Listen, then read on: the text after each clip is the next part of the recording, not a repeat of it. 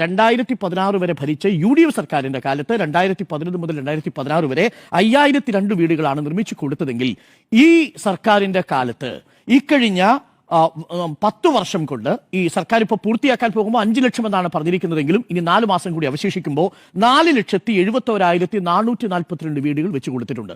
UDF സർക്കാരിന്റെ കാലത്ത് 5000 വീട്, മറുഭാഗത്ത് 10 വർഷം കൊണ്ട് 4,71,442. നമ്മൾ ചുരുക്കിയാൽ പോലും 2.5 ലക്ഷം വീട് 5 വർഷം ഈ LDF സർക്കാർ വെച്ച് കൊടുത്തിട്ടുണ്ട്.